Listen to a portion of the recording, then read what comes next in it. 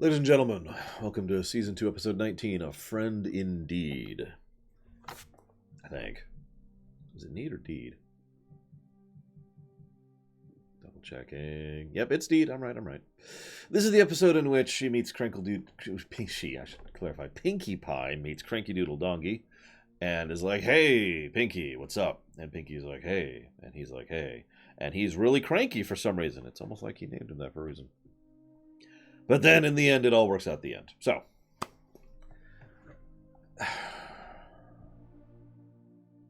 Who wrote this episode? Did I write that down? I did. This is Amy Keating Rogers, who also brought, Last Roundup and Cutie Pox. So. I was walking into this episode expecting to just rail at it and dislike it. But upon actually turning on analysis mode and really paying attention, I think it actually works pretty well. There's actually only one scene that pisses me off. I'll get to that in a minute. I have to admit, the cold opening thing is kind of weird, literally, because it doesn't have anything to do with anything else, literally. But it does have everything to do this. It does have quite a bit to do with everything else thematically. We see Pinkie in the cold open going way out of her way just to get a laugh out of the two kids, the two newborns. And that's the point, isn't it? That she goes way over the top and way as far as she needs to in order to make sure that other people are happy. As Raskor points out, this is a lot of how she develops her very identity and her sense of self-worth. And in addition to that, I've already given my own theory on the matter, my character analysis, that she is someone who, even though she probably doesn't have a reason to be, is continuously afraid of lapsing back into that point before she knew what happiness really felt like. So she doesn't want to go back to that, and she desperately wants to make sure other people don't have to deal with that too. That's the two conflicting objectives there. I'll talk more about that later as well. I'm just going to go ahead and say this. This is actually a pretty decent Pinkie Pie episode. We have her memory, her incredible memory, which is actually going to come up later. I think this is the first time it's actually brought up. But she might literally have perfect memory, at least when it comes to this. I wish I had that good a memory. Like, I have good memory. I can remember things from a score or so of different fictions right off the top of my head because, that's how my memory works. But even I get stuff wrong. I get facts and details wrong. So I wish I had her kind of memory. And yeah, she literally has a freaking bat cave for parties, as we'll see later. Now, hear me out, Ethel. Hear me out. So what happens? First of all, we have the song. I really like the song. It's a catchy tune. But more to the point, what I really like about it is that it's the subject matter, which just sounds pretty much apropos for not only Pinkie Pie, but for me.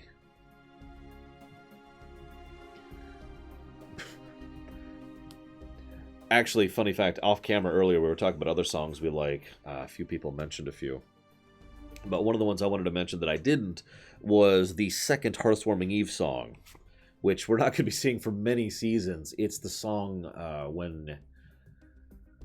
Oh my gosh. Starlight Glimmer has the Ebenezer Scrooge episode, which I think is like season 5 or 6 or something. It's way out from now.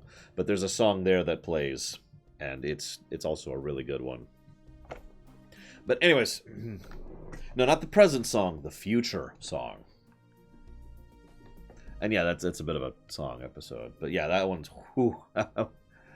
Season 6? Okay. Like I said, it's a ways from now. We got some time to get there. We've got all kinds of time. And there's other songs I like, too. There's the Bat song I mentioned earlier. There's the song we'll be seeing in mid-April, which is the... This Day is Going to Be Perfect. I forget the actual name of the song. There's some good songs. Our Town. Our Town is a wonderfully horrific song. Oh, that's such an awesome song. I'm actually looking forward to that. I mentioned that, I got into this show because of my niece, obviously. And I've mentioned several things that got me into it. But one of the first times I started to theory craft and really debate the nature of the world building and functionally tried to understand why the world works the way it does. Our Town And the introduction of Starlight Glimmer is one of the first times when I really started to process and analyze mode the setting. We'll get there when we get there, just fond memories. Anyways. So, Smile, good song. But again, she knows what it feels like to not be happy, and she's terrified of A, slipping back into that, and B, other people not having to, having to deal with that. Of course you follow me. They all do. So Mr. Red shows up and donates money for some reason. I don't know why he does this. It's one of the most frighteningly horrifying things I've ever seen. Thank you very, very much, Mr. Red. Very much appreciate and oblige the horror as always. Thank you. You didn't say what you want to put that towards, though. So now I gotta kill you. And of course I've got minions to kill you for me, so they're actually going to be the ones to kill you. So minions, if you could kill him, please. Thank you. Suicide. Anyways, so song happens and she runs into Cranky. Cranky Doodle Donkey. Ha ha ha. So Ethel mentioned that he hates Pinkie Pie, and I don't blame him. Because one of the first things that happens is he says, "Nobody calls me Doodle." I think like a minute and a half later, she calls him Doodle. Now, that's irritating in its own right, but then at the end of the episode, one of the last lines of the episode is her correcting Matilda, "Oh, no, nobody calls him Doodle." Because she remembered. Because she has a really good memory and cares a lot about making other people happy. So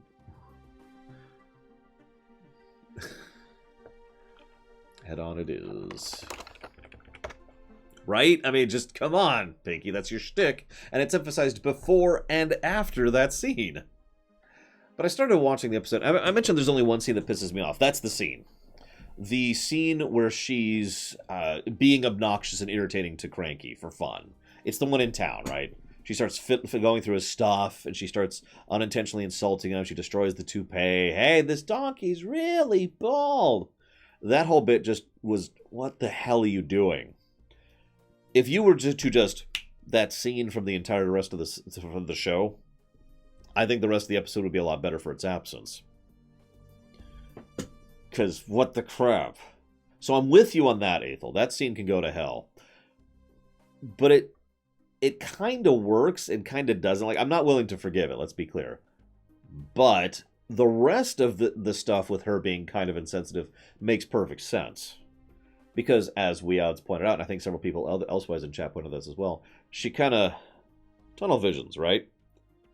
She's the DPS in the raid group, and just completely ignoring everything else, and it shows in several ways. So, she has the cloth patchwork memory thing, which is nice. Fully committed to doing whatever it has to do to make him smile. And then, this is the really weird part. After she screws up, she immediately takes him for a full spa treatment. Which is actually really thoughtful and nice of her. And it helps. Then, while he's doing that, she goes to Rarity, the person she knows who is very stylistic, and says, "I need a nice toupee for a friend, please." And gets this really nice toupee, which he really likes. And helps. And that's very thoughtful of her. It's worth noting that happens immediately after the obnoxious scene, which just makes it even more jarring for me. He isn't smiling, though. So she's like, okay, I need to keep going. So, this is when she starts to really actually tunnel vision. You remember how I mentioned just last episode how I'm irritated when shows like this do slapstick? Because it makes it harder to think about it, right? I mean, in this episode, Pinkie Pie appears inside of a bridge, jump ropes with nobody holding the rope. She holds up 6 hooves at one point in time. Slapstick, right? So it's kind of hard to really analyze some stuff like that, although her super speed is something that will actually become canon later on.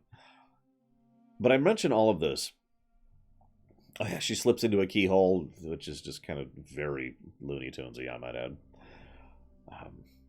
I mention all this because she also sang a song out of nowhere. It's also hard to tell which songs are in character and which songs are out, because sometimes they sing, and it's clearly in character. and they even reference it, And then sometimes they sing, and it's very clearly out of character. Determining the two is kind of...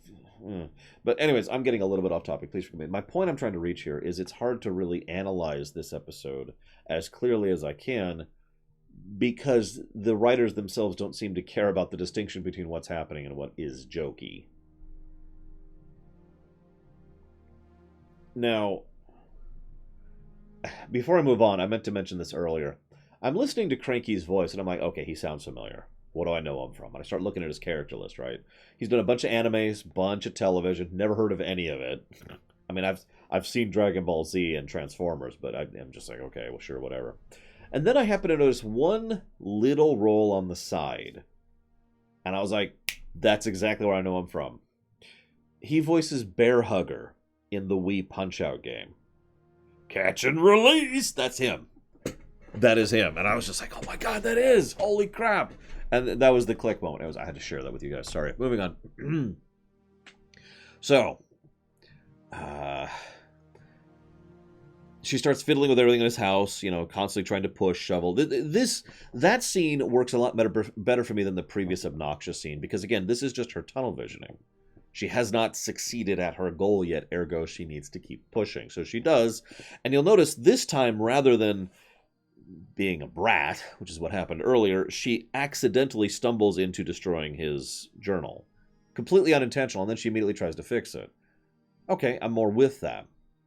Then he, of course, gets incredibly upset about that. Of course he would. And he says what I think is actually probably the best joke in the entire episode.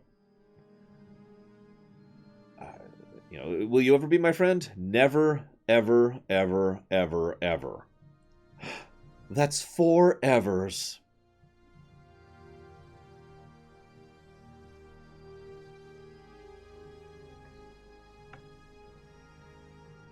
Anyways. So, she insists on apologizing. Hi, Kay. And, 6 hoos, blah, blah, blah, blah, blah.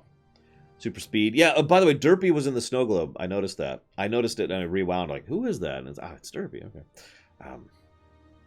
We see... So, okay. Then the episode kind of starts to come full circle in a way that I actually do like. And this is part of why the episode salvaged itself, because, as I said, a lot of the scenes are actually fairly in character when it comes to Pinky. Her working really hard to help make him happy? Sure. Her going too far because she hasn't succeeded yet? Makes perfect sense. And then her insisting that he has to accept her apology so she can have closure on this also makes sense. And there's this point where he says, there's nothing you can do to help me, and she thinks about it. And this again ties back to what we said at the beginning. Very good memory. Remember, she was just glancing through his journal briefly. And she managed to find in that brief glance the one thing that she'd seen before in Matilda's journal, and was able to put 2 and 2 together, and equals Matilda. That makes perfect sense. That is Pinkie Pie right there. And the fact that she would be willing to go this far to make that happen also makes perfect sense. Then we see Cranky's actual backstory, done in old-timey video style, which is nice. You'd think... I have to admit, this part of the episode, I think it just kind of loses me completely, and I just want to move on, but... For some reason, Cranky apparently spent how many years looking for her? And yet, Matilda put the note on the wrong side of the door, and Cranky spends years of his life trying to find her. What? Let's move on. Let's just move on. It's dumb. It's dumb. Moving on.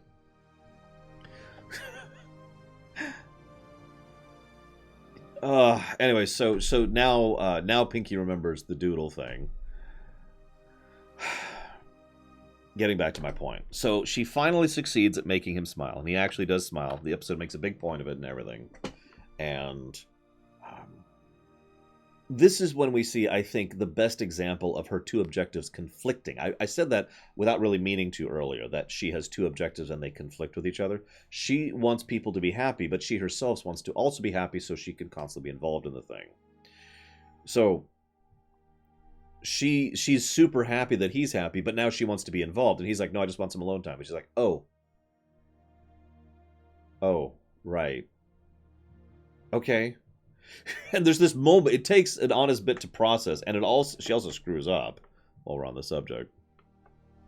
But oh yeah, the water serpent dragon. We'll be seeing that in the future too. That's a good episode. I love that episode. But yeah, you'll notice he actually mentions in this episode, I made many friends over the years as they were traveling. So they kind of barely reference him meeting up with Stephen or Stefan. I forget how he pronounces it in a later episode. Moving on. But yeah, she wants to be a part of everything. You're right. There's an entire other episode about that as well.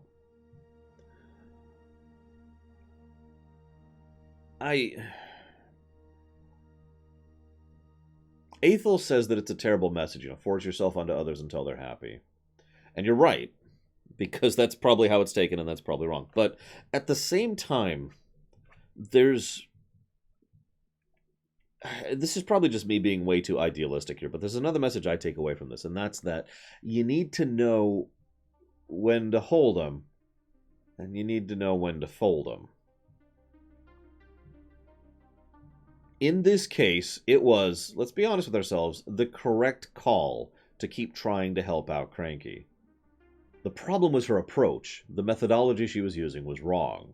It was when she finally figured out the right way to make him happy that things worked out. That's the catch there. She shouldn't have folded. She should have kept going. He was depressed. He was sad and grief-stricken, and he was resigned himself to living the rest of his life alone. Now, he probably would have stumbled into Matilda at some point or another, but that is the kind of person who you, in my opinion, should help out. The catch is how. That's the important part. And if you're paying attention, she only does two things that succeed the entire episode. One is the entire spa treatment and the new toupee. That was legitimately thoughtful. And the other is Matilda, which was also legitimately thoughtful. All the rest of the times, it's just her being Pinky.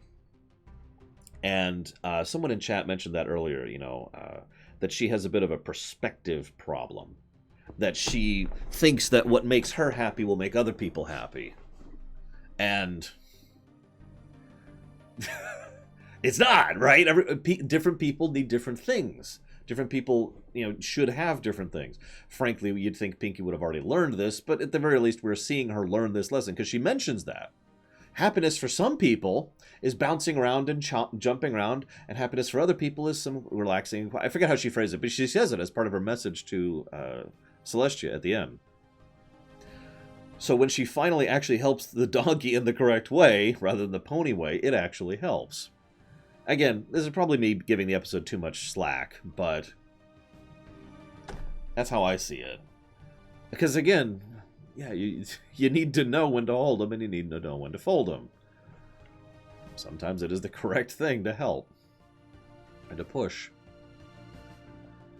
Like if you ever talk to a friend or family member and you ask how they're, and they say, "I'm fine." That you need to know if that's a situation where you should push to find out what's wrong, or if you should leave it alone, because it doesn't apply linearly. Well, walking and running is a separate category. Doesn't apply to this. Anyways.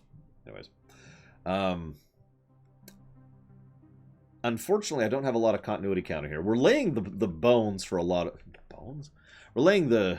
I mean, that is what I mean, the bones, the framework. We're laying a lot of groundwork for how this, we're going to have continuity in the future, but we haven't had a lot of continuity counter in Season 2.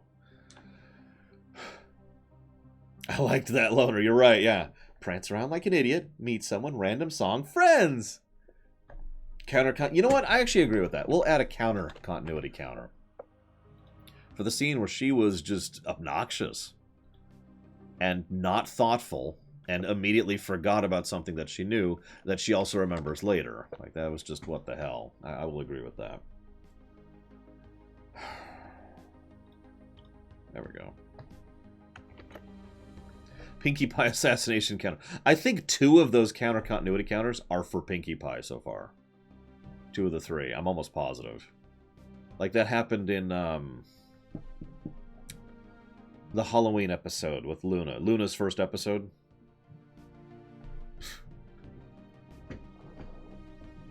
I agree that Pinky is hard to write correctly, which is a damn shame, because I honestly really like it when she is written correctly. But I digress. Gets caught up in the moment. Yeah, she does. Alright, anyways.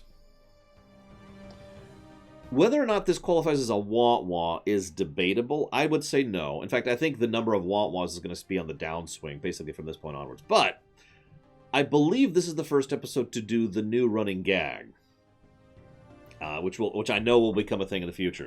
The running gag of having a song playing over the end credits, which is...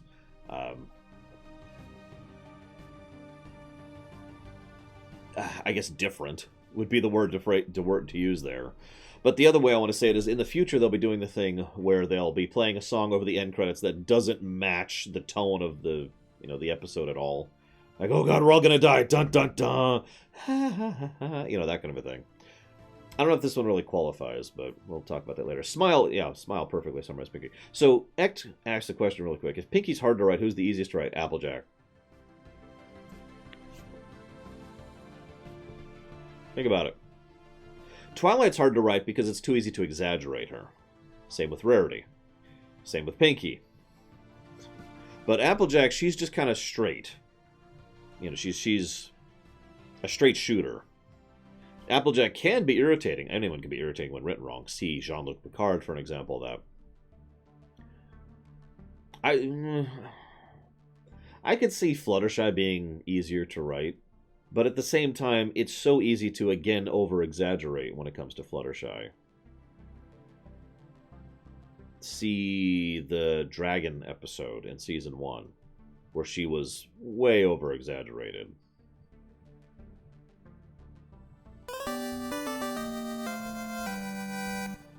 See? Even Sean agrees. Yeah, Fluttershy has some Flanderization going on, which actually I like that becomes a thing in the future. In fact, I believe next week... Let me look at my notes here. Yes, literally next week, the first episode we'll be covering is Putting Your Hoof Down, which is a Fluttershy-centric episode. And It's About Time, our first time travel episode. That'll be fun to talk about.